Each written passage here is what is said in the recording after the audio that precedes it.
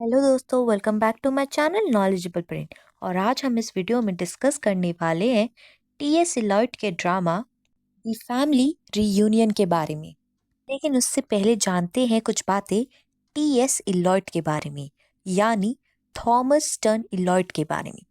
दोस्तों, टीएस एक famous poet, play right और एसेस्ट थे जो 20th सेंचुरी की मॉडर्निस्ट मूवमेंट के लीडिंग फिगर माने जाते हैं।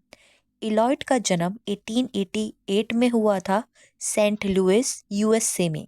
लेकिन उन्होंने 1927 में ब्रिटिश सिटीजनशिप अडॉप्ट कर ली। इलॉयट के लिखने की स्टाइल डीपली इंटेलेक्चुअल, सिंबॉलिक और फिलोसफिकल थी और उनके काम में अक्सर स्पिरिचुअल थीम्स और एग्जिस्टेंशनल क्वेश्चन रिफ्लेक्ट होते हैं।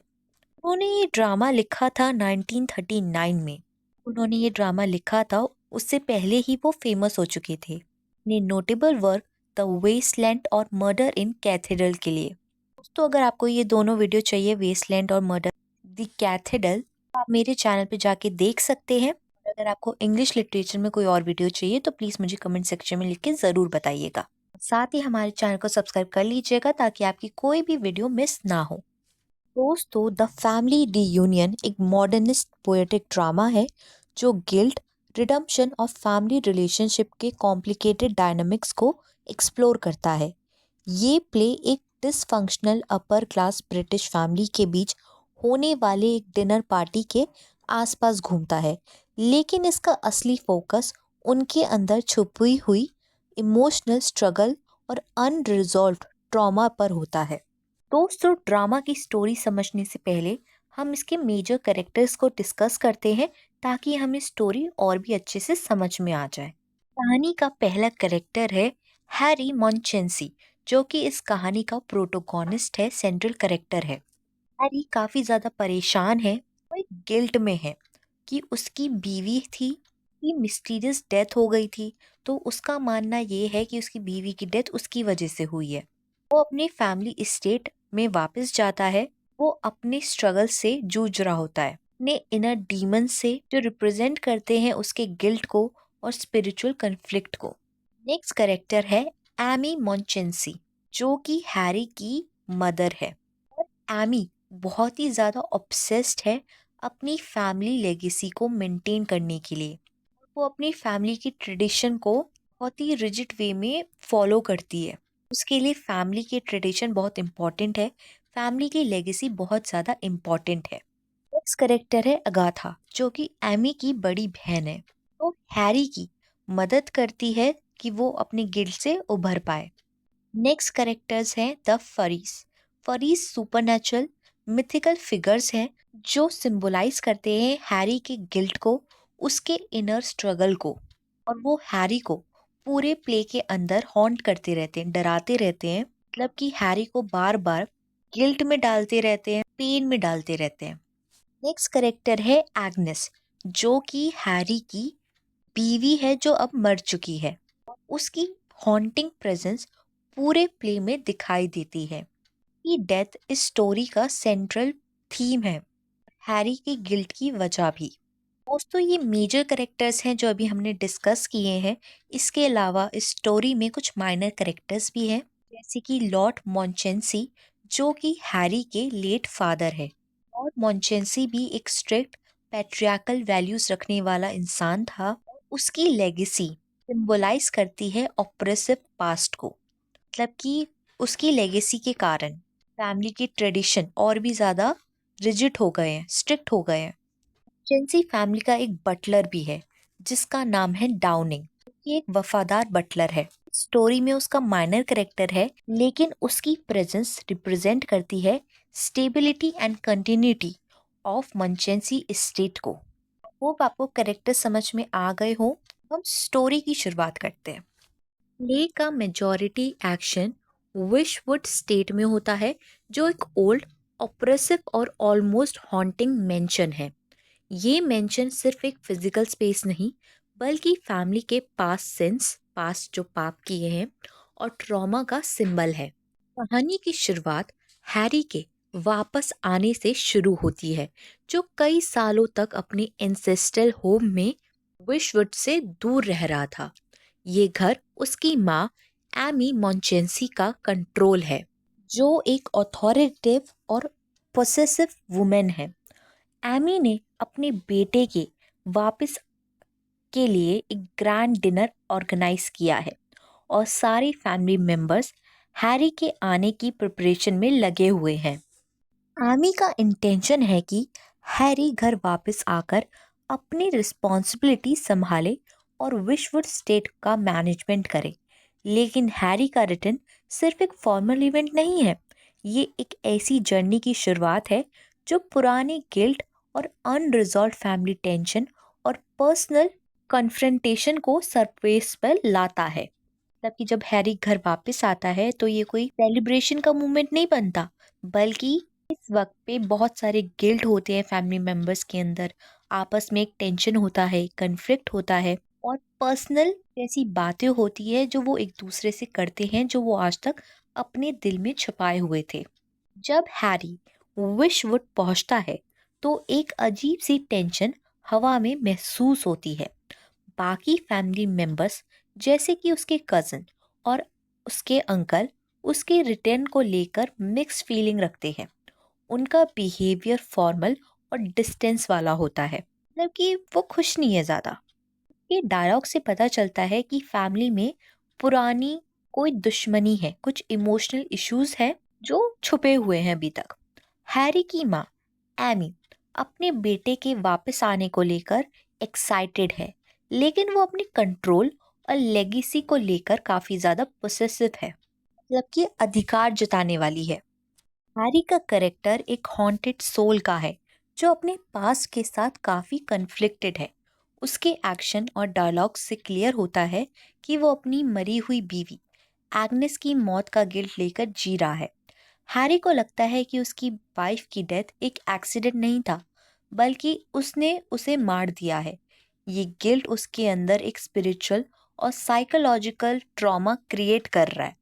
हैरी का अपने फैमिली के साथ इंटरेक्शन सुपरफिशियल लगता है, मतलब कि एक दिखावा सा लगता है, क्योंकि वो अपने अंदर के कन्फ्लिक्ट को किसी के साथ शेयर नहीं कर पाता। वो अपने पास से भाग रहा है, लेकिन विशवुड का महल उसके लिए एक ट्रैप है, एक जाल जैसा है, जहां उसके पास्ट की मेमोरीज और ट्रॉमास उसका पीछा करते रहते हैं। इस वक्त हैरी को एक स्पिरिचुअल अवेकनिंग का भी एक्सपीरियंस होता है, जहां वो अपने गिल्ट को एक फरीस, जो कि एक ग्रीक माइथोलॉजिकल स्पिरिट्स हैं, उसके रूप में देखना शुरू कर देता है। ये फ्यूरीज उसके गिल्ट और सेल्फ कंडेमिनेशन के सिंबल है, मतलब उसके गिल्ट उसके दर्द का सिंबल बन जाते हैं जो उसको बार बार टॉर्चर करते हैं। बेसिकली ये जो क्रीचर्स हैं, जो स्पिरिट्स हैं, ये एक टाइप का, जैसे नहीं होता, आपने कार्टून में देखा होगा कि गुड एंजल और बैड एंजल शोल्डर्स पे बैठ जाते हैं, ये भी कुछ उसी टाइप के स्पिरिट्स हैं जो हैरी को बार बार उसकी गिल्ट को लेकर, उसके पेन को लेकर, मेमोरीज को खाए जा रहे हैं और हैरी को टॉर्चर कर रहे हैं। हैरी जब वापस आता है उसके बाद फैमिली का डिनर एक सिंबॉलिक बैटलफील्ड बन जाता है। सारे मेंबर्स अपने अपने वे में हैरी के साथ इंटरेक्ट करते हैं, लेकिन उन इंटरेक्शन में एक इमोशनल डिस्कनेक्ट होता है। मतलब कि वो बातें तो कर रहे हैं सब, लेकिन साफ साफ दिखता है कि वो लोग आपस में एक दूसरे के साथ खुश नहीं है। एमी, जो कि हैरी की माँ है, वो चाहती है कि हैरी अपनी लेगेसी एक्सेप्ट करे और विशवुड स्टेट का केयर टेकर बन जाए, उस मेंशन का केयर टेकर बन जाए। लेकिन हैरी इस रिस्पॉन्सिबिलिटी को एक्सेप्ट करने के मूड में नहीं है। एमी और हैरी के बीच एक इमोशनल बातें होती हैं, जहां एमी अपने बेटे पर कंट्रोल जमाने की कोशिश करती है, लेकिन हैरी उसके इन्फ्लुएंस में नहीं आता। एमी को लगता है कि हैरी का बिहेवियर काफी ज्यादा रेबिलियस है, मतलब कि हैरी एमी के अगेंस्ट जा रहा है, लेकिन वो समझ नहीं पाती कि हैरी अपने अंदर की गिल्ट और एग्जिस्टेंशियल क्वेश्चन से स्ट्रगल कर रहा है। उसको लग रहा है कि उसका बेटा जो है कि बात नहीं सुन रहा है, जान के कर रहा है वो ऐसा, लेकिन वो समझ ही नहीं पा रही कि उसका बेटा अंदर से कितना हुआ टूटा हुआ है, कितने दर्द में है। हैरी का अपनी फैमिली मेंबर्स के साथ कन्वर्सेशन भी एक फिलोसफिकल अंडरटोन कैरी करता है। उसके कज़न और अंकल अपनी सेल्फिश इंटरेस्ट के चक्कर में है और हैरी को सपोर्ट करने की जगह उससे दूर करना चाहते हैं उस प्रॉपर्टी से। ये सीन फैमिली के सुपरफिशियलिटी और लैक ऑफ इमोशनल डेप्थ को रिफ्लेक्ट करता है। तो ऐसा बहुत सारी फैमिलीज में होता है, प्रॉपर्टी के चक्कर में लड़ाइयाँ, वैसे ही हैरी की फैमिली में भी चल रहा है। हैरी का अपने गिल्ट के साथ स्ट्रगल अब और ज़्यादा इंटेंस हो जाता है। उसका बिलीव है कि वो अपनी वाइफ की मौत के लिए डायरेक्टली रिस्पॉन्सिबल है और उसको गिल्ट उसके स्पिरिचुअल अवेकनिंग को ट्रिगर करता है। हैरी को लगता है उसका रोल एक स्केप गोट है का है, जो अपनी फैमिली के सारे पाप और गिल्ट को अपने ऊपर ले रहा है। ये थॉट उसके डायलॉग और मोनोलॉग में क्लियरली दिखाई देता है। हैरी का अपने इनर डीमन के साथ जो बातें वो करता है वो एक डीपली सिंबॉलिक मूवमेंट है। उसके बिलीफ जो है, उसका जो स्पिरिचुअल जो क्रीचर उसके आसपास घूमते हैं, उसको उसके गिल्ट उसके दर्द के बारे में बार बार याद दिला रहे हैं, वो उसको कंटिन्यूसली हॉन्ट कर रहे हैं। ये सिलॉइट के मॉडर्निस्ट स्टाइल का ये एक एग्जाम्पल है। ये सुपरफिशियल क्रिएचर्स, ये फरीज सिर्फ हैरी का हेलुसिनेशन नहीं है, बल्कि उसके इनर गिल्ट और सप्रेस इमोशन का फिजिकल मैनिफेस्टेशन है। सप्रेस्ड इमोशन मतलब कि ऐसे इमोशन जिसे वो अपने अंदर छुपाए हुए है या कोई उसके इमोशन को दबा रहा है।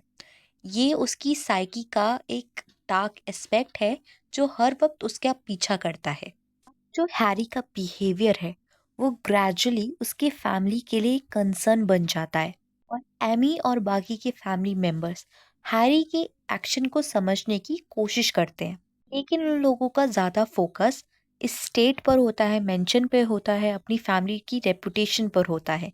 एमी को लगता है कि हैरी अपनी रिस्पॉन्सिबिलिटी से भाग रहा है और उसके बिहेवियर एमी को इरेशनल लगता है। लेकिन हैरी अपने अंदर एक स्पिरिचुअल क्लैरिटी को महसूस करता है। वहीं पे जो उसकी आंट है एगाथा, वो हैरी को बोलती है वो फोकस करे सेल्फ अंडरस्टैंडिंग में, स्पिरिचुअल रिडम्पशन पर। बाकी फैमिली मेंबर से बहुत अलग है। उसका फोकस फैमिली की लेगेसी और स्टेट पर नहीं है, वो उन सबसे ऊपर देखती है और वो हैरी के इमोशनल स्टेट को समझ रही है। और वो हैरी को जज भी नहीं करती, जैसे कि हैरी की खुद की माँ है। बाकी रिलेटिव्स जो हैं वो हैरी को जज करते हैं।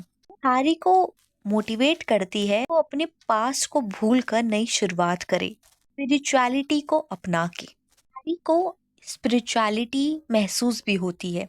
उसे लगता है कि विश्ववुड और उसकी फैमिली के बीच रहना उसके लिए ठीक नहीं है। हैरी फाइनली डिसाइड करता है कि वो अपने एंसेस्ट्रल होम को, अपनी फैमिली को छोड़कर एक स्पिरिचुअल जर्नी पर निकल जाएगा। ये डिसीजन एक सिंबॉलिक फ्रीडम का मूवमेंट है, जहाँ वो अपने पास्ट को, अपने गिल्ट को, अपने ट्रॉमा को एक्सेप्ट करता है और उनसे ऊपर उठने की कोशिश करता है। हैरी का डिपार्चर जो मतलब वो चला जब जाता है, एक कैथरेटिक मूवमेंट है जो प्ले के रिजोल्यूशन को एक स्पिरिचुअल और फिलोसफिकल टोन देता है। मतलब कि ये एक इंटेंस मूवमेंट होता है। फिर हैरी के डिपार्चर के बाद एमी एक इमोशनल ब्रेकडाउन को एक्सपीरियंस करती है। उसका बेटा जो उसके लिए विशवुड की लेगेसी का हेयर था, वारिस था, मालिक था, उसे छोड़कर चला जाता है। एमी अपने पास के डिसीजन और अपने कंट्रोलिंग नेचर के कॉन्सिक्वेंसेस को रियलाइज करती है, लेकिन प्ले का एंड एक ओपन एंडेड टोन पर होता है जहां कोई क्लियर रिजोल्यूशन नहीं दिया गया है। इलाइट का ये कॉन्क्लूजन ऑडियंस को रिफ्लेक्ट करने के लिए छोड़ता है कि गिल्ट और रिडेम्पशन का प्रोसेस लीनियर नहीं होता, मतलब कि ये मूवमेंट सीधा नहीं होता है। हैरी अपनी जर्नी पर निकल जाता है, लेकिन उसकी फैमिली अपने सुपरफिशियलिटी और इमोशनल डिस्कनेक्ट के साथ वहीं रह जाती है। दोस्तों, ओवरऑल टीएस इलॉयट का द फैमिली रीयूनियन एक डीपली इंट्रोस्पेक्टिव प्ले है जो ह्यूमन साइकी, गिल्ट और स्पिरिचुअल फ्रीडम के थीम्स को एक्सप्लोर करता है। हैरी का अपने पास्ट और फैमिली के साथ स्ट्रगल एक यूनिवर्सल ह्यूमन एक्सपीरियंस का सिंबल है, जहाँ एक पर्सन अपने इनर डीमंस को कन्फ्रंट करता है और अपने आप को एक्सेप्ट करता है। इलाइट का सिंबॉलिक और पोएटिक स्टाइल इस प्ले को एक फिलोसफिकल डेप्थ देता है जो ऑडियंस को अपनी रियलिटी के बारे में सोचने पर मजबूर करता है। प्ले के ओपन एंडेड कंक्लूजन से क्लियर होता है कि फैमिली के डायनामिक्स और ह्यूमन इमोशन का कॉम्प्लेक्सिटी कभी भी पूरी तरह से रिजॉल्व नहीं हो सकता। दोस्तों, आई होप आपको स्टोरी समझ में आ गई हो। अगर आपको किसी भी करेक्टर एनालिसिस चाहिए तो आप प्लीज़ मुझे कमेंट सेक्शन में लिख के ज़रूर बताइएगा। और अगर आपको वीडियो अच्छी लगी है तो please like, share and subscribe our channel. Thank you for watching this video. See you next time with another video.